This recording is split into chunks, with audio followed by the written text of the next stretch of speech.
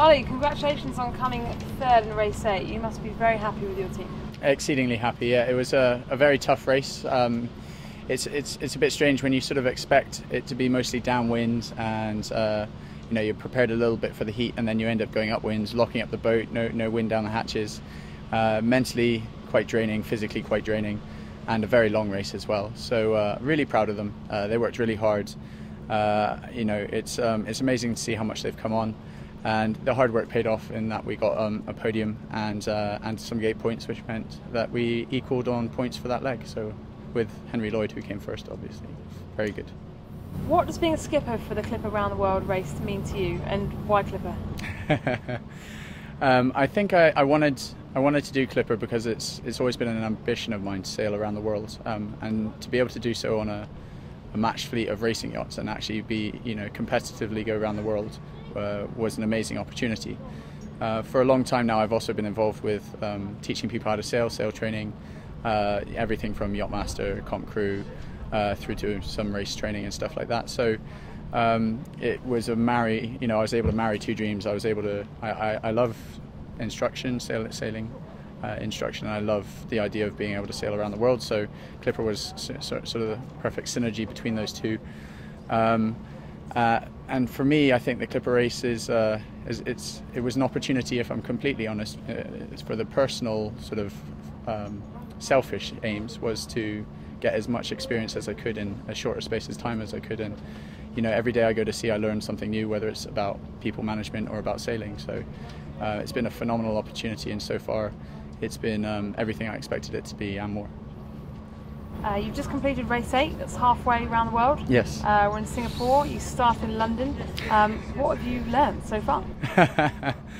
I've learned a phenomenal amount about leadership. Obviously we've got between 15 and 22 crew from all sorts of backgrounds, and I think one of the strengths we have on ONE DLL is that we're an exceedingly close-knit and tight team with very aligned goals, and that's sort of come through in that we've managed to maintain consistency in our results, which has led to good overall position.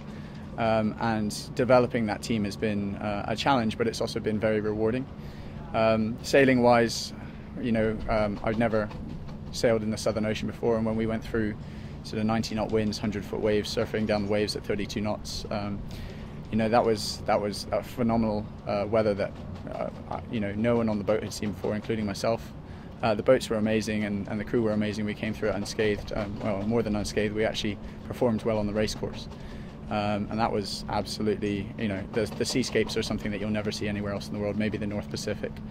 You know, there's still little bits and bobs that I pick up here and there from the crew. It's like, why don't we do this way? It might be a bit more efficient. So, you know, every day is new out at sea, and it's amazing because of that.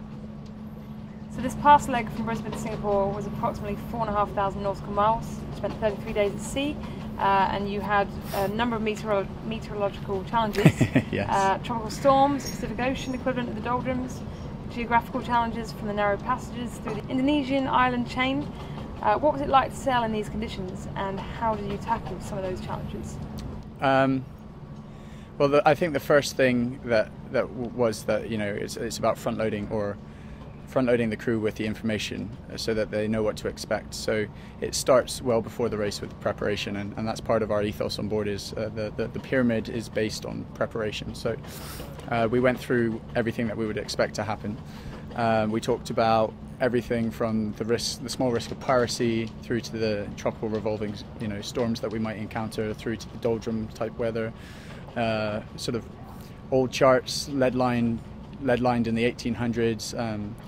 The risk of pumice blocking your engine intakes, the risk of floating islands, you know, you name it, we talked about it. And then we talked about how we could mitigate these risks, or how we could maximize our performance within them. So, for example, keeping a very effective watch for any debris, because the rivers in Papua New Guinea were in spate, and so lots of logs and stuff were coming out into the water. Can't really prepare for a shark though, but there we go. No, it was really about preparation. And then when we're underway, we've got a lot of structures on board. So you know, we have clear defined roles, even though those roles rotate. everyone understands the responsibility, and there's an expectation that you'll have a professional level of accountability on board. So basically take pride in what you do and do everything to the best of your ability, and that's all we can really ask. And the crew surprise me every day with how competent they're becoming. The Clipper race has many participants with limited sailing experience. What, in your opinion, makes a good boat and a good sailor? Well, a good boat, I think, is obviously it's well designed, it's strong, and it looks after you, and that's certainly what the Clipper 70s are. A good crew member is someone who is enthusiastic, willing to learn, asks lots of questions, energetic, tolerant, and respectful of other crew members, and has a good sense of humour. Talking about sense of humour, what has been one of your funniest moments on board? One of the funniest moments on board. We're quite a...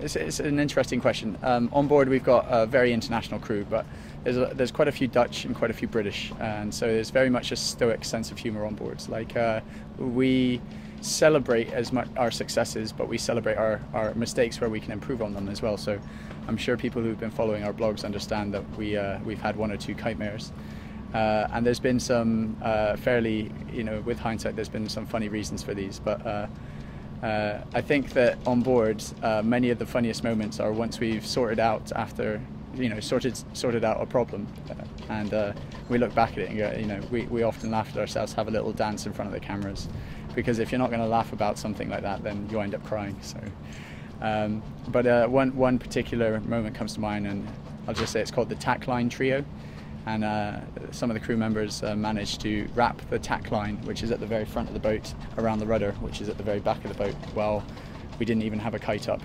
So that was quite funny. Who taught you to sail? I was taught to sail by my dad. I actually grew up on a 65-foot yacht, something very similar to, well, same size as a Clipper 70. She was called a Herbulot.